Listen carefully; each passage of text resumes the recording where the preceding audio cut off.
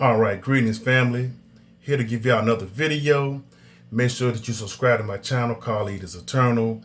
Make sure that you share this video. I'm trying to hit 1,000 subscribers. Also, make sure that you subscribe to my Patreon for that elevated conversation and game and understanding. Get a copy of my book, $8.99 on Amazon.com, Wealth Creation by Henry Jones. Yeah. I got these shimas here, brothers and sisters, as well. You can wear them as head wraps. You can wear them, as head coverings for men as well. Keeps out the cold air, keeps the sun out of your face. You can wear it as a mask. A lot of things that you can do with the shima. I got them in a variety of colors, and I'll give y'all a video here pretty soon showing the different ones that I got. I'm selling them for $20, two for $30. But if you hit me up, I'll work with you. I'll have my email in the link below. We can talk about it, right? Until I get my website up and running, which shouldn't be too much longer. But yeah, so today, right, what I'm going to do is I'm going to give my thoughts or my review on, hold on, let me do the introduction, on Marquette Devon Burton, the saint and the sinner. Give you lessons from what he calls a pimp. And I just want to get my thoughts on this YouTuber here who provides content, right? And there's certain people that I do watch and I do enjoy a lot of their videos. And I'll say with his video, the one that really put me onto him was the one we talked about, Islam and the Quran, Surah 2 al-Baqarah, or the heifer. And when he did the video on the critique of alpha male strategies, Stephens Code, Fearless, and the other brother who I can't think of his name, and that was the first one he did as a critique of them. That was spot on. He was just hitting it point by point, so that really what had me watching his content, right? So, I was feeling the brother, right? And I saw that a lot of his material, if you watch my videos, watch his videos, that it mimics one another, right? Now, like I said, I did a video, right, about, $15 an hour, and automation won't help you. He came back and did a video talking with a guy who he called a communist, and they had this back and forth about, the increase in minimum wage, and the guy was in favor of it, and he was against it. But pretty much a lot of points that he was hitting were points that I hit my video as well. So, that's what really drew me to the guy. I think he's very articulate. He's very well spoken. He's very insightful regarding information that he provides to his subscribers. So, I respect that about him and everything. And he really comes from, a real strong mental aspect, about how to handle and deal with women and the types of women that you're going to come in contact with as you go out and about and dating, things of that nature, right? Now, no one agrees with everyone 110%, right? I don't agree with him 110%. And I don't know if he was actually speaking to me, because one thing about YouTube have a large following, trust me, they get touchy. And when people make comments that they don't like, they'll look at it. And if you like a smaller channel or a really small channel, they won't respond directly to it, but they'll make indirect comments, and they may be directed towards you. It could be directed towards someone else, right? Because I noticed he said that some people in the comments were saying that he didn't have any deeply melanated sisters up there on his channel doing these live streams, which is true. And I was one of the people who actually made that comment, and there was another person in there who was actually a female who asked me if he had an issue with dark-skinned people, dark-skinned women. I said, well, no, I'm not aware of that. He's never made any comments to, give me that kind of impression.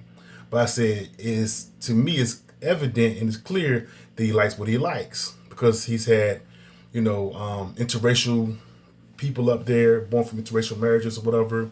He's also had white, women and stuff like that up there.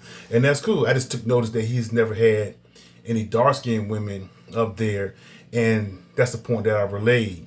And so he made a comment about that. He said, people think I don't like the chocolate, but, so I got plenty of chocolate in my resume. But it's not about the chocolate in his resume. It's about the chocolate that he has failed to show us on his channel up until this point.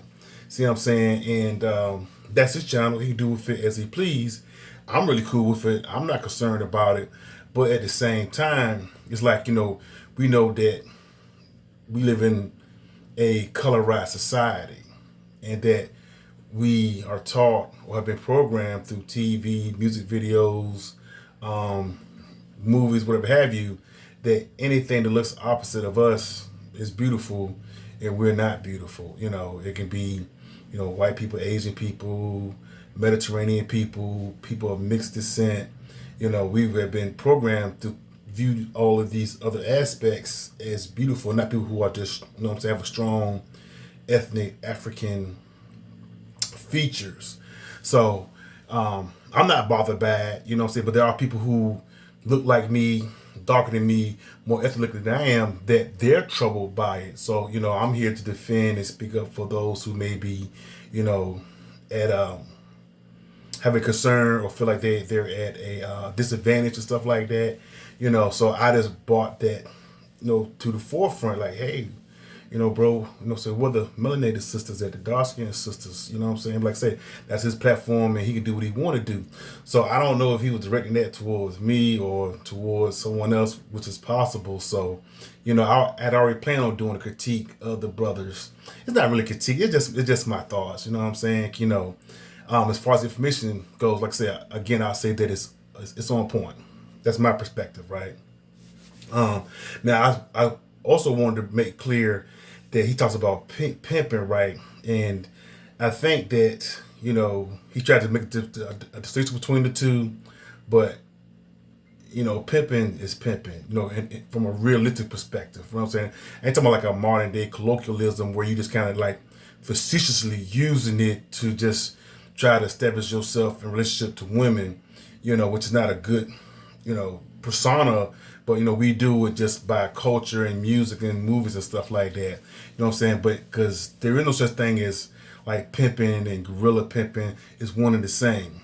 He referenced a quote by Don Magic Juan who said that the woman went to the hospital and stuff like that. He went to see her, and her mother was there with him, and she said to Don Magic Juan that, hey, I wish I could go out there and get your money for you, Daddy. But Don the Magic Juan, if you watch that complete documentary or whatever, he also said that, hey, sometimes, you got to beat a woman. You got to beat her, and that, you got to make her think that you're going to kill her, but you ain't got no intentions of killing her, right? So I put out this information to let you know that there's nothing positive about a pimp at all. See what I'm saying? They all, at one time or another, say they go hard on a bee or on a woman. That means to get physical and aggressive with her. So there's nothing positive about a woman. You know what I'm saying? Really, what he's really trying to communicate is about being a player. Watch my video, the pimp, the player, and the square. See what I'm saying? Because the player is more identified with the guy who's not physical, who's not violent. He just has a good conversation. He's able to sell a woman a dream and give her a vision of her being with him in the picture that he wants, you know what I'm saying, of the picture that she wants to have, that he draws for her, whatever, right? So the woman generally wants to be with this man, and this man pretty much uses that to his advantage, you know what I'm saying, to get what he wants out of her, be her body, finances, etc., whatever, with no intentions of really committing to her on that level. That's what a player, that's really the kind of conversation that he kind of kicks, you know what I mean? But talking about pimping and stuff like that, there's nothing positive about it. There's nothing positive about a player either, you know what I'm saying? But a pimp, man, that's like the worst kind of man, really, a real pimp, you know what I'm saying? To take advantage of a woman who has low self-esteem, who may come from a broken home, who has all these kind of traumatic issues and stuff like that in her background, that you put out there in the street and sleep with all these different men and stuff like that, to take that money and put it in your pocket or whatever, and she risks her life, her health, So yeah, man, I just want to put that out there, man, because I don't want people to get confused by that or listen to these word plays like pimping versus guerrilla pimping, because there's nothing positive about pimping at all. So I gotta put that out there, and I think he just says that just to draw the viewers in and stuff like that, and there's a modern, play on words and stuff, right? So yeah. But yeah, man, but outside of that, man, he makes a lot of valid points in today's dating scene, today's dating market or whatever. And really, it shouldn't be like that, but that's just how it is because we all are living in Babylon, and there's a lack of morality, with people, and especially in dating and stuff. And you have to protect yourself, protect your heart, so that you don't let people mistreat you, or take advantage of you. That's why I'm emphasizing again. Watch my video, the pimp, the player, and the square. So yeah, man. But I think outside of that, I be feeling dudes' conversations and stuff like that about a man's role, a woman's role. You know what I'm saying? How men are supposed to act. We're not dogs. We're men. A woman's place is to follow her man or whatever, and to help him meet his goals. All those things. He's spot on. I agree with him on, what I'm saying? He's not my favorite YouTuber because I'm my own favorite YouTuber. But I do watch his content, what I'm saying, here and there. Not as much as I used to initially or whatever, because a lot of things he's already speaking on I already know about. He's kind of like the Jay-Z of the manosphere and the red pill environment. You know what I'm saying? Like, so intellectually, like, okay, you know what I mean? But I myself am a college graduate. I've had opportunity, whatever, to invest and run several, businesses or whatever. They weren't large businesses, but all the same I had the experience and stuff. So now I'm up here on YouTube doing my thing, trying to get this thing on and popping or whatever. It's a slow grind, but it's a grind all the same. So I'm gonna keep putting out material, man. Keep putting out information, man. But yeah, man. If I had to rate. Brother Devon Burton, the Saint and Sinner, I would give him an 8 out of 10. You know what I'm saying? For content and everything.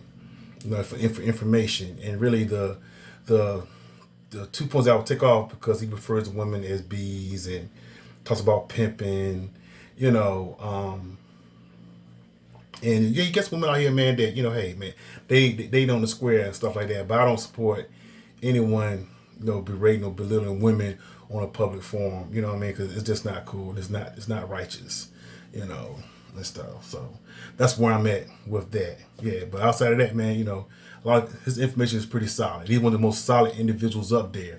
I do want to speak to one other thing, right? Because one of the people that he spoke about, you know what I'm saying, I've watched a lot of his material as well. That's Coach Red Pill. And he gets some solid information, man. And it's from a different perspective because, what I'm saying, he's kind of like giving you like the Caucasian aspect of it. One thing between like the white guys who are red pill, the black guys are red pill, the conversation is different. The white guys tend to be more analytical, you know what I mean, versus most of the, black YouTubers who are more like kind of in the physical aspect. You do this, you do that, you don't do this, you don't do that. Where I'm coming in and saying, hey man, okay, don't worry about any of that. Have fun, enjoy yourself. Don't make it a job. See what I'm saying? Because when you make it a job and you make it all difficult, you got to do this and be a masculine frame. You can't say this, can't say that. Then you really give her the power because you're trying to contort and twist yourself to bring her something that you think that she wants. You're trying to pre-package yourself into what she wants. Whereas you be yourself, and then she accepts you for you and who you are, and hey, show your strength in the way that it's supposed to be displayed by you. We all are men. We all have similar characteristics. We all are different. Some men have a lot easier with women. Some men it take a little bit more time to be able to, talk to and socialize with a woman. Some dudes don't have it all. They ain't got there yet. You know what I mean? But in that process, have fun.